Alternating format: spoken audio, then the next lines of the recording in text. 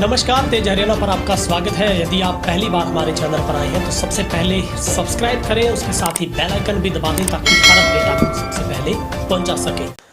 नमस्कार, तेज हरियाणा के फटाफट 25 बड़ी अहम खबरों के बुलेटिन में आपका स्वागत है। आज है 23 जनवरी, दिन शनिवार। दोस्तों, यदि आपने अभी तक भी हमारे चैनल को सब्सक्राइब नहीं किया तो सबसे पहले सब्सक्राइब जरूर कर लें। तो चलिए शुरुआत करते हैं बिना कोई देरी हरियाणा की फटाफट 25 बड़ी अहम खबरों की। किसानों की 12वें दौर की बातचीत भी बेनतीजा खत्म। सरकार ने किसानों से कहा, हमारे प्रस्तावों पर अपना फैसला बताइए। अब बातचीत का सिलसिला बंद। कृषि कानूनों पर किसानों और सरकार के बीच बातचीत का सिलसिला थम गया लगता है। 12वें दौर की बातचीत बेनतीजा रहने के बाद आज से अगली मीटिंग के लिए कोई तारीख का तय हो पाना संभव नहीं हो पाया। वैसे तो बैठक 5 घंटे तक चली, पर मंत्रियों और किसानों में आमने सामने बात 30 मिनट भी नहीं हो पाई। किसान संगठनों के प्रतिनिधियों ने बताया कि सरकार ने हमें अपने प्रस्तावों पर विचार करने के लिए कहा, अब बातचीत का सिलसिला बंद कर रही है। यही बात कृषि मंत्री तोमर ने भी कही है। मीटिंग में सरकार और किसानों के बीच तल्खी का अंदाजा मजदूर संघर्ष कमेटी के एस पंडेर के बयान से लगाया जा सकता है। उन्होंने कहा कि कृषि मंत्री ने हमें 3.5 घंटे इंतजार करवाया, यह हमारा अपमान है। इसके बाद जब वे आए तो बोले कि सरकार की बात मान लीजिए, हम मीटिंग करना बंद कर रहे हैं। मीटिंग के बाद कृषि मंत्री तोमर बोले, हमने 12 राउंड की बैठकें की है। जब यूनियनें कानून वापसी पर ही अड़ी रही तो हमने उन्हें कई विकल्प दिए। आज भी हमने उन्हें कहा कि सभी विकल्पों पर चर्चा करके आप अपना फैसला हमें कल तक बता दीजिए। तोमर ने कहा, इतने दौर की बातचीत के बाद भी नतीजा नहीं निकला, इसका हमें खेद है। फैसला न होने का मतलब कोई न तो कोई ताकत है जो इस आंदोलन को बनाए रखने चाहती है। हमने हित के लिए किसानों का इस्तेमाल अपने हित के लिए किसानों का इस्तेमाल करना चाहती है। ऐसे में किसानों की मांगों पर फैसला नहीं हो पाएगा। किसान मजदूर संघर्ष कमेटी के नेता एस बंडेर ने मीटिंग से पहले कहा, सरकार की स्ट्रेटजी हमें फंसाने की थी, ये मिठाई में जहर छिपाने जैसा था। सरकार चाहती है कि किसान भी तरह आंदोलन खत्म हो जाए। हमने सरकार का प्रपोजल नामंजूर कर दिया है। इससे पहले बुधवार को ही पहली बातचीत में सरकार ने प्रपोजल दिया था कि कृषि कानूनों को 1.5 साल तक होल्ड कर सकते हैं। इसके बाद उम्मीद जगी थी कि अब शायद किसान मान जाएं, लेकिन ऐसा नहीं हुआ। किसान नेताओं ने गुरुवार को दिन भर बैठकें करने के बाद देर रात कहा था कि सरकार का प्रपोजल मंजूर नहीं है। किसान नेताओं के साथ दिल्ली, हरियाणा और उत्तर प्रदेश की पुलिस की मीटिंग में भी कोई नतीजा नहीं निकला। गुरुवार को किसानों ने कहा कि वे दिल्ली में आउटर रिंग रोड पर ही ट्रैक्टर रैली निकालेंगे।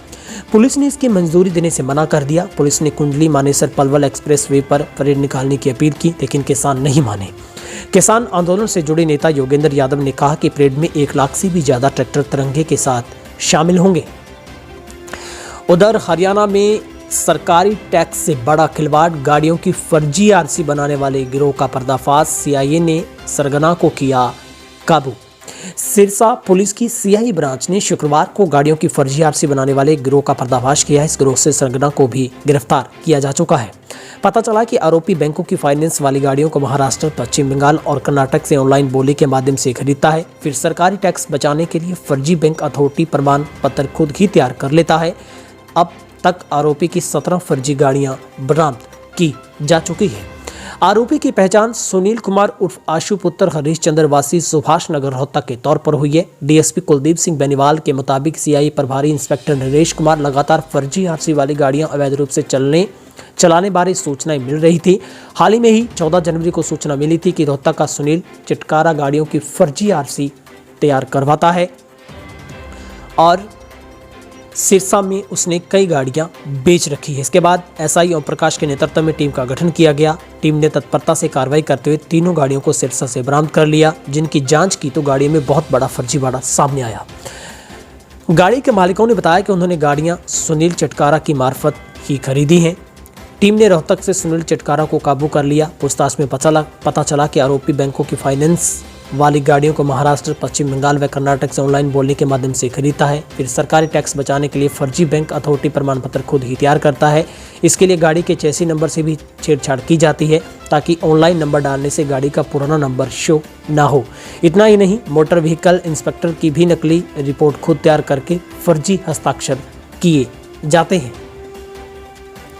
इस बार 1.5 लाख करोड़ तक पहुंच सकता है राज्य का वार्षिक बजट, सीएम कर रहे हैं मंथन। हरियाणा में बजट को लेकर बैठकों का दौर शुरू हो चुका है। सभी विभागों व बोर्ड निगमों ने 2020-21 के बजट में अलॉट किए गए पैसों का ब्यौरा मांगा है। सभी को बताना होगा कि अलॉट किए गए बजट में कितना खर्च हो चुका है और कितना पेंडिंग है। केंद्र सरकार से भी पैकेज लाने की कोशिश जारी है। सीएम ने कहा था कि कोरोना की वजह से राज्य को अभी तक 12,000 करोड़ रुपए से अधिक का राजस्व नुकसान हो चुका है। पहले केंद्रीय बजट आएगा, इसके कारण सीएम केंद्र सरकार के बजट का भी इंतजार कर रहे हैं। केंद्र के बजट के हिसाब से राज्य का बजट तैयार होगा। संभावना है कि हरियाणा का वार्षिक बजट 1.5 लाख करोड़ के आसपास हो सकता है। पिछले साल 1,42,000 करोड़ रुपए का बजट पेश किया गया था। इस बार बजट में आय के नए स्रोतों पर भी सरकार फोकस कर सकती है। उधर कैथल में धरोहर की लूट, पुरानी हवेली में खुदाई के दौरान मिले अंग्रेजों के जमाने के चांदी के सिक्के, जिसके हाथ जितने लगे लेकर चलते बने लोग। हरियाणा के कैथल में शुक्रवार को पता चला है कि एक पुरानी हवेली में खुदाई के दौरान 2 बड़े मटके दबे मिले, जिसमें चांदी के सिक्के भरे हुए थे। अनुमान है कि यहां लगभग 30 किलो चांदी मिली। इनमें से कुछ सिक्के 1918 के हैं तो काफ़ी सारे इनमें से पुराने हैं। जैसे ही मिट्टी में पुरानी मुद्रा निकालनी शुरू हुई, लोगों की भीड़ टूट पड़ी। जिसके हाथ जितना लगा वो लेकर वहां से चलता बना। हालांकि इस संबंध में पुलिस के पास कोई भी सूचना नहीं है। घटना कैथल जिले के गांव से सामने आई है। यहाँ नाथूराम सेठ की एक पुरानी हवेली है। इसमें से कुछ वक्त पहले पाल नाम के एक व्यक्ति ने खरीद लिया था। अब इस हवेली को गिराकर नए सिरे से मकान बनाने की प्रक्रिया शुरू की गई थी। शुक्रवार को खुदाई के दौरान जेसीबी चालक मंजीत को अचानक सामने चांदी के सिक्के दिखाई पड़े। देखते देखते हवेली के जमीन से चांदी के बहुत सारे सिक्के निकलने लगे। इसके बाद पहले खुदाई कर रहे मजदूरों ने अपनी जेब में सिक्के भरे। जैसे ही ग्रामीणों को सिक्कों की सूचना मिली तो ग्रामीणों का हजूम हवेली की ओर दौड़ पड़ा। ग्रामीणों ने दीवारों के साथ साथ मिट्टी भी कई बार खोदी। ऐसे में जिनके हाथ जो भी लगा वो लेकर वहां से चलता बना। हालांकि गांव में चर्चा ये है कि यहाँ 2 मटके भी मिले हैं, जिनमें 30 किलो के करीब चांदी के सिक्के थे। निकिता तोमर अपहरण कांड में आरोपी तौसीफ के चाचा जावेद अहमद ने दायर की अग्रिम जमानत याचिका। हरियाणा के फरीदाबाद जिले के बहुचर्चित निकिता तोमर हत्याकांड के मुख्य आरोपी तौसीफ के चाचा जावेद अहमद ने अग्रिम जमानत याचिका दायर की है। जावेद बसपा से विधानसभा का चुनाव लड़ चुके हैं। उन्होंने अतिरिक्त सत्र न्यायाधीश सरताज बासवान की कोर्ट में याचिका दायर की है। केस की सुनवाई 25 जनवरी को होगी। इस केस में तौसीफ के पिता जाकिर हुसैन और मां असमीना को पहले से जमानत मिल चुकी है। दोनों जांच में शामिल भी हो गए हैं। निकिता के परिजनों की अपील है कि सरकार ने वर्ष 2018 में हुए अपहरण कांड दोबारा जांच शुरू करवाई है। इस धर्म में कोर्ट से अनुमति भी ली गई है। वहीं इस अपहरण केस की जांच भी एसआईटी को सौंपी गई है। दुकान में घुसकर दर्जी की गोली मारकर हत्या। फरीदाबाद जिले के पल्ला थाना क्षेत्र के विजयनगर कॉलोनी में गुरुवार देर रात घर में बनी दुकान में काम कर रहे दर्जी की गोली मारकर हत्या कर दी गई। गोली चलने की आवाज़ सुनकर पड़ोसी और परिजन जब बाहर निकले तो दर्जी घायल अवस्था में पड़ा था। लोगों ने उसे हॉस्पिटल पहुंचाया। यहां डॉक्टरों ने जांच के बाद उसे मृत घोषित कर दिया। सूचना मिलते ही मौके पर पहुंची पुलिस ने जांच पड़ताल शुरू कर दी है, लेकिन हथियारों का सुराग नहीं लगा है। बताया ये जा रहा है कि वारदात स्थल के आसपास कोई सीसीटीवी भी नहीं लगा। हैरानी की बात यह है कि हत्यारे को भागते हुए किसी ने देखा तक नहीं। जिस वक्त ये घटना हुई, मृतक की पत्नी और बच्चे घर पर अंदर थे। क्राइम ब्रांच, डीएलएफ और पल्ला पुलिस घटना की जांच में जुटी है। पंजाब से दिल्ली के लिए निकले किसानों के ट्रैक्टर ट्राली को कैंटर ने मारी टक्कर, 1 किसान की मौत, 7 घायल। हिसार में शुक्रवार सुबह एक सड़क हादसे में एक व्यक्ति की मौत हो गई, जबकि 7 लोग गंभीर रूप से घायल हुए हैं। हादसे का शिकार हुए ये लोग आंदोलनकारी किसान बताए जा रहे हैं। ये सुबह पंजाब से दिल्ली के लिए निकले थे। यहाँ एक कैंटर के चालक ने इस पर नियंत्रण खो दिया और कैंटर की टक्कर किसानों के ट्रैक्टर से हो गई। अचानक पीछे से लगी टक्कर के बाद ट्राली पलट गई और इसमें सवार एक युवक की मौत हो गई। सूचना के बाद पुलिस ने उसके शव को मोर्चरी में भिजवाकर मामले की जाँच शुरू कर दी है। मारे गए युवक की पहचान पंजाब के फाजिलका जिले के बिशनपुरा गांव निवासी करनी सिंह के तौर पर हुई है। इसके अलावा उसके पड़ोसी केशव पुत्र राजेश सहित अन्य लोग भी घायल हुए हैं। हरियाणा में थमने लगी कोरोना की रफ्तार। 5 जिलों में नहीं मिला कोई भी कोरोना का पॉजिटिव केस, तो 6 जिलों में सिर्फ एक केस। हरियाणा में स्वास्थ्य विभाग की तरफ से जारी मेडिकल बुलेटिन के मुताबिक प्रदेश में 120 नए कोरोना के पॉजिटिव केस सामने आए हैं। प्रदेश में अब धीरे धीरे कोरोना के केस कम होते जा रहे हैं। प्रदेश के 5 जिलों में से कोई भी नया केस नहीं मिला, जबकि 6 जिलों से एक नया केस है। प्रदेश में अब तक पॉजिटिव केसों की संख्या 2,66,939 पर पहुंची है। तो वहीं पर 4 मरीजों की कोरोना की वजह से मौत हो गई है। और गुरुग्राम से सबसे ज़्यादा 24 केस पॉजिटिव मिले हैं। फरीदाबाद से 25, अम्बाला से 15, करनाल से 8, पंचकुला से 15, यमुनानगर से भी 8। तो ये स्थिति है। बाकी सब जिलों में एक एक केस है और इसी के साथ ठीक होने वालों की संख्या भी 2,62,349 पर पहुंची है। हरियाणा का रिकवरी रेट 98.28% पर स्थिर है। हरियाणा में बीजेपी मंत्रिमंडल में बदलाव की तैयारी, विधायकों और मंत्रियों का रिपोर्ट कार्ड तैयार। हरियाणा सरकार जल्द ही अपने मंत्रिमंडल में बदलाव कर सकती है। इसकी संभावना किसान आंदोलन के बाद या हरियाणा विधानसभा के बजट सत्र के बाद की जा सकती है। इसको लेकर बीजेपी के प्रदेश प्रभारी विनोद तांडवे ने गुरुवार को पार्टी के सभी जिलाध्यक्षों के साथ चंडीगढ़ में मंथन किया। 3 दिनों तक चंडीगढ़ प्रवास के दौरान कुछ विधायकों व जिलाध्यक्षों ने तावड़े के समक्ष मंत्रिमंडल में बदलाव की पटकथा तैयार करने में भी सहयोग दिया। सूत्रों की माने तो किसान आंदोलन के समाप्त होने या फिर हरियाणा विधानसभा बजट सत्र के बाद मंत्रिमंडल में फेरबदल हो सकता है। कुछ मंत्रियों के विभाग भी बदले जा सकते हैं। सभी विधायकों और मंत्रियों का रिपोर्ट कार्ड तैयार किया गया है। बीजेपी प्रभारी को विधायकों व जिलाध्यक्षों ने कुछ मंत्रियों के मंत्रालयों तो कुछ मंत्रियों के बदले जाने की सुझाव भी दिए हैं। विधायकों और मंत्रियों का रिपोर्ट कार्ड अब बनाया जा चुका है। प्रदेश में पंचायती राज संस्थाओं का कार्यकाल 24 फरवरी को पूरा हो जाएगा। ऐसे में चुनाव की तैयारियां चल रही हैं। हालांकि करीब 200 नई पंचायतों का गठन होना है, जिसकी फाइल पंचायत विभाग ने राज्य सरकार को भेज दी है। मंजूरी के बाद वार्डबंदी का काम शुरू होगा। ये काम कब तक होगा, इस बारे में विभाग के पास कोई भी जवाब नहीं है। कयास लगाए जा रहे हैं कि वार्डबंदी में देरी होने से चुनाव निर्धारित समय पर नहीं होंगे, परंतु डिप्टी सीएम व पंचायत राज्य मंत्री दुष्यंत चौटाला का कहना है कि चुनाव समय पर ही होंगे, वार्डबंदी में ज्यादा वक्त नहीं लगेगा। राज्य चुनाव आयुक्त दिलीप सिंह का कहना है कि वे 1 सप्ताह तक हिमाचल प्रदेश में हुए पंचायती राज के चुनाव देखने गए थे। वहां कोरोना में कैसे चुनाव हुए ये देखा। हालांकि हरियाणा में नगर निकाय चुनाव हो चुके हैं। पंचायतों में महिलाओं को 50% आरक्षण दिए जाने के कानून को हाईकोर्ट में चुनौती दी जा चुकी है। इसके अलावा पूर्व मंत्री करण सिंह दलाल भी इसको लेकर सवाल उठा चुके हैं। उनका कहना है कि पहले महिलाओं को सभी सीटों पर चुनाव लड़ने का अधिकार था, परंतु अब वे 50% पर ही चुनाव लड़ सकेंगी। उनके अधिकारों का हनन है। रोहतक में पुलिस ने लगाए गांव में पोस्टर, अवैध शराब बेचे तो हमें दें गुप्त सूचना। दरअसल पुलिस की तरफ से एक नई शुरुआत की गई है। यदि आपके गांव या गली मोहल्ले में कोई अवैध शराब बेचता है तो इसकी जानकारी पुलिस को दें। आपको थाने जाने की भी आवश्यकता नहीं पड़ेगी। आपका नाम भी गोपनीयता के आधार पर रखा जाएगा। सोनीपत में कुछ माह पहले हुई जहरीली शराब का हवाला देते हुए सदर थाना पुलिस ने कई गाँव में इसको लेकर पोस्टर अभियान की शुरुआत की है। दरअसल सदर थाना क्षेत्र के खिड़वाली गांव में कई बार अवैध शराब के मामले पकड़े जा चुके हैं। साथ ही कच्ची शराब बनाने के लिए लाहन आदि भी कई बार बरामद हुआ है। पुलिस ने इस बारे में गांव के बड़े बुजुर्गों से सहयोग मांगा था, लेकिन इसके बाद भी गांव में अवैध शराब के मामले थम नहीं रहे। ऐसे में पुलिस ने पोस्टर वार के माध्यम से लोगों से सहयोग मांगा है। पुलिस ने खिड़वाली के अलावा आसपास के गांव सांगी और मकडोली आदि में भी ये पोस्टर लगाने शुरू कर दिए हैं। इन पोस्टरों पर लिखा गया है कि सोनीपत पर अन्य स्थानों पर जहरीली शराब के कारण काफी लोगों की मौत हो चुकी है। खिड़वाली गांव में शराब की अवैध बिक्री और कच्ची शराब निकालने वालों के बारे में जो भी सूचना देगा उसका नाम पता गोपनीयता के आधार पर रखा जाएगा। उचित इनाम भी दिया जाएगा। हर गली मोहल्ले में ये पोस्टर लगाए गए हैं। कुमारी सैलजा फतेहाबाद में बोली, किसानों को प्रदर्शन करने का अधिकार, कांग्रेस भी उनके साथ खड़ी। फतेहाबाद में लघु सचिवालय के बाहर चल रहे किसानों के धरने में शुक्रवार को कांग्रेस की प्रदेश अध्यक्ष कुमारी सैलजा पहुंची। कुमारी सैलजा ने करीब आधा घंटा रुककर धरने पर बैठे किसानों से बातचीत की। कुमारी सैलजा ने किसानों को भरोसा दिलाया कि किसान आंदोलन में कांग्रेस किसानों के साथ खड़ी है। किसानों को जो कर रहे हैं वो ठीक कर रहे हैं। कुमारी सैलजा शुक्रवार को पूर्व विधायक बलवीर चौधरी के निधन पर शोक व्यक्त करने के वक्त उनके घर पर आई थी। वापस जाते समय वो लघु सचिवालय के बाहर चल रहे किसानों के धरने में भी रुकी। इस दौरान पत्रकारों से बातचीत करते हुए कुमारी सैलजा ने कहा कि वे फतेहाबाद में किसानों के धरने के बीच पहुंची हैं। राजकीय सम्मान के साथ हुआ शहीद निर्मल सिंह का अंतिम संस्कार। पाकिस्तान की फायरिंग में शहीद हुए अम्बाला के सीनियर हवलदार निर्मल सिंह का उनके गांव जनसुई में राजकीय सम्मान के साथ अंतिम संस्कार किया गया। निर्मल सिंह सेना के 10 जेके राइफल यूनिट में तैनात थे। वीरवार को पाकिस्तान के साथ हुई क्रॉस फायरिंग में निर्मल सिंह के कंधे पर गोली लग गई, जिसके बाद उसको प्राथमिक उपचार के लिए यूनिट बेस में ले जाया गया। हेलीकॉप्टर से मौके पर एक डॉक्टर भी बुलाया गया था, लेकिन उनको बचाया नहीं जा सका। निर्मल सिंह के परिवार में उनकी पत्नी, 9 साल की बेटी, 3 साल के बेटे के अलावा एक दिव्यांग भाई है और बुजुर्ग माँ है।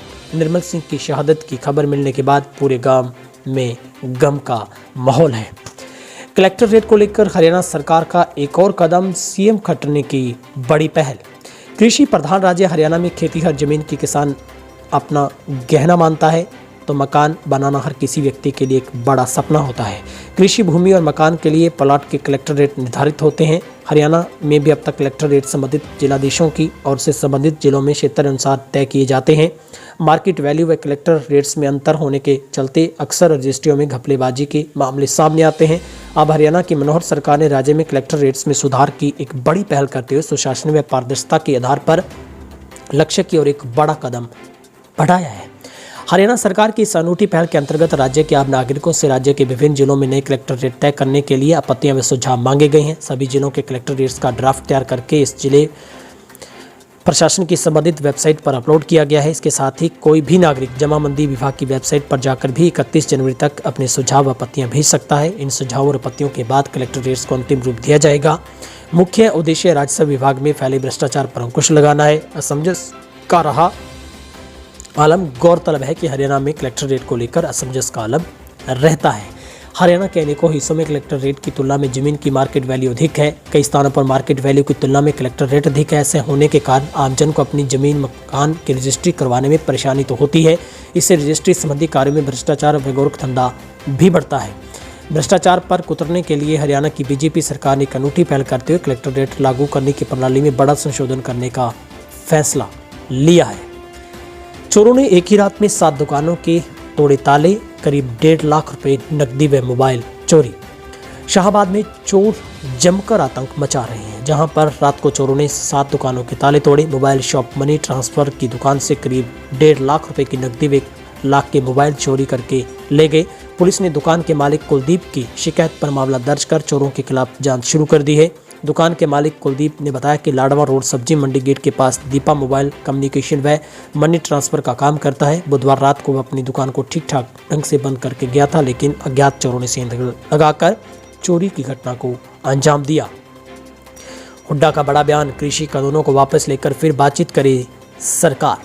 हरियाणा के पूर्व मुख्यमंत्री कांग्रेस विधायक दल के नेता भूपेंद्र सिंह हुड्डा ने सरकार से अपील की है कि किसानों की मांगें जायज़ है, इन कानूनों को वापस लेकर फिर बातचीत की जानी चाहिए। भूपेंद्र हुड्डा रोहतक पहुंचे थे। उन्होंने कहा कि दिल्ली देश की राजधानी है, हर किसी को वहां जाने का अधिकार है, इसलिए दिल्ली पुलिस और किसान बैठकर ट्रैक्टर परेड का हल निकालें।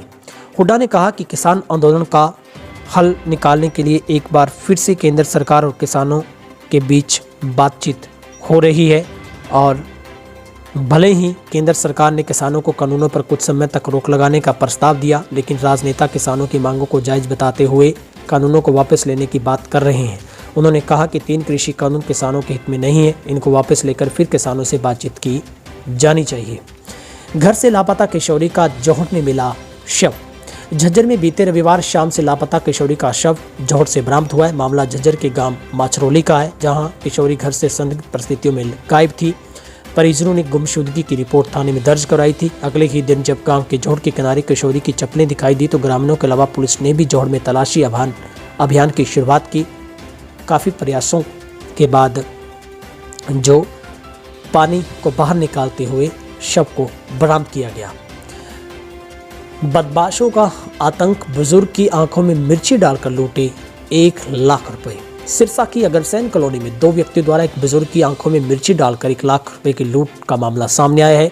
पूरी वारदात वहां पर लगे सीसीटीवी कैमरे में कैद हो गई। फिलहाल पुलिस ने पीड़ित की शिकायत पर मामला दर्ज कर जांच शुरू कर दी है।